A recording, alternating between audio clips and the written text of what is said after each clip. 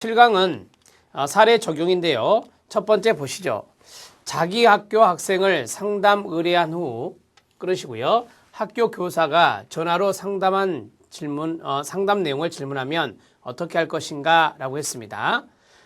그러니까 상담사의 입장에서 이제 대답을 해야 되는 거잖아요. 자기 학교 학생을 상담 의뢰한 후에 학교 교사가 전화로 상담 내용을 질문합니다. 쉽게 말하면 여기서 자기 학교는 여기 학교 교사의 이제 학생인가 보지요. 그 학교 교사의 학생이 상담사에게 상담을 받고 있는데요. 자, 학교 선생님이 여기에 대해서 상담 내용이 무엇입니까? 라고 질문하면 어떻게 해야 되느냐라고 하는 것입니다. 비밀 보장을 해야 된다는 거 아시죠? 예, 그 내용을 여러분들이 머릿속에 딱 생각을 하셔야 돼요. 학교 교사에게 상담 내용을 전달하는 것은 원칙적으로 문제가 된 상황입니다. 하지만 학교 교사가 함께 개입하여 학생의 문제 해결할 수 있는 경우라면 상담 내용을 공유할 수도 있을 것입니다. 자, 쉽게 말하면 학교 교사에게 그냥 모든 것을 다 가르쳐 줄 수는 없다라고 하는 거예요. 비밀 보장을 원칙적으로 하되, 그런데 이런 경우도 있죠. 상담을 할 때 이 학생이 학교 교사와 함께 상담사가 도움을 주고 있다면 이거는 서로 정보를 공유할 수 있다라고 하는 것입니다. 여기에 대해서는 청소년이 그렇습니다. 상담을 받는 청소년이 동의를 해줘야 됩니다. 상담 받는 청소년의 동의가 요구되죠. 청소년의 동의가 요구됩니다. 이렇게 정리를 하시면 됩니다. 자, 여러분들이 알고 있는 그대로 말씀하시면 돼요.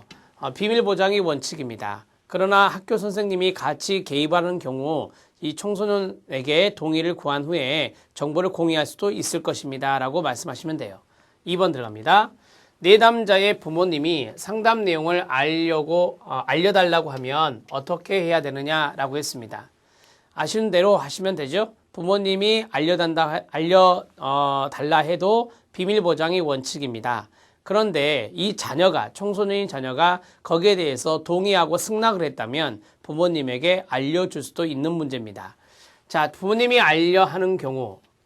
부모님이 알려고 하는 경우, 고자 넣어주는 게 더 좋겠죠? 자, 알려고 하는 경우는 원칙적으로 비밀을 보장해야 합니다. 다만 자녀가 이에 대해서 동의하거나 승인을 하였다면 이것은 비밀 보장하지 않아도 되는 상황입니다. 왜요? 내담자의 동의를 구했잖아요. 자, 세 번째 들어갑니다. 낙태를 결정한 학생이 있습니다. 낙태에 동그라며 학생이 있으면 부모에게 알려야 하느냐라고 했습니다. 자, 낙태를 결정했다. 자기결정권 중요하죠. 그런데 이것을 부모에게 알려야 되느냐? 낙태를 결정한 자기결정권과 끊어요. 부모에게 이를 알려야 되는 비밀 보장 사이에 딜레마가 발생한 경우라고 볼 수 있겠습니다. 비밀 보장을 해야 되느냐 아니면 자기결정권을 존중해야 되느냐 이런 것들이 여기에 들어갈 수 있는데요. 자, 진실을 알리는 거죠. 이것은 진실을 알려야 되는 거. 진실을 알림이라고 할 수 있는데요. 이때는 상담자의 상급자나 상담센터장과 논의를 한 후에 개입을 하는 것이 가장 바람직할 것입니다.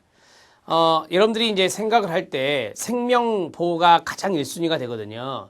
그래서 낙태를 하는 데 있어서 이 청소년에게 문제가 될 것 같다라고 한다면 이것은 부모에게 알려야 되죠. 왜냐하면 이 자녀 청소년에게 생명의 위독함이